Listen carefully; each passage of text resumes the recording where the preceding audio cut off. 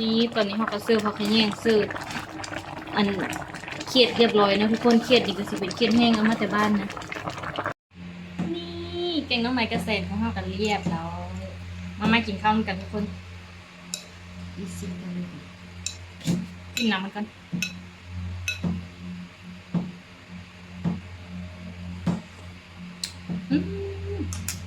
โคตรแซ่บครั้งแรกในปี2026นะทุกคน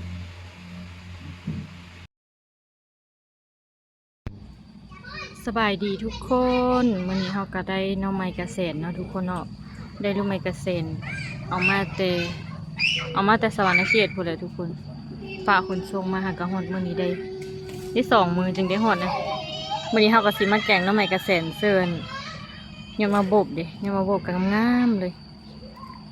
พอดีแกงมาบบก่อนอ่อน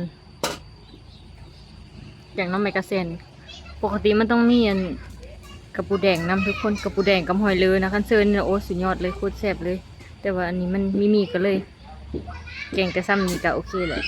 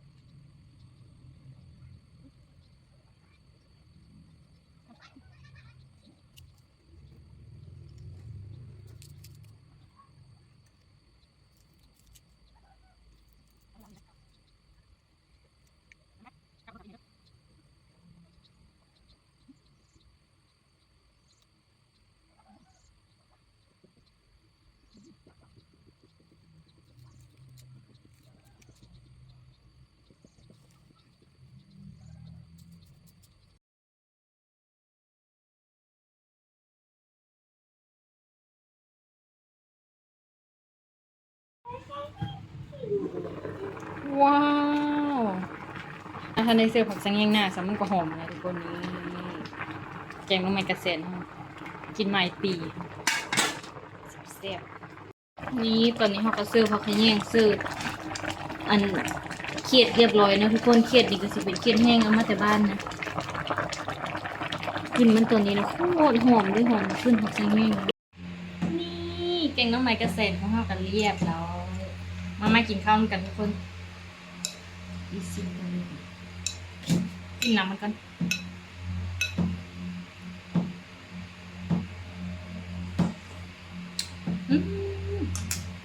โคตรแซ่บครั้งแรกในปี2026นะทุกคนมากินน้ำกันเลยแกงน้ำใหม่เกษตรกินใหม่ปีนี่มีมาน้อยมากินน้ำกินน้ำบายบายบายบายบายบายค่ะบายเจอกันคลิปหน้าได้ทุกคนบายบาย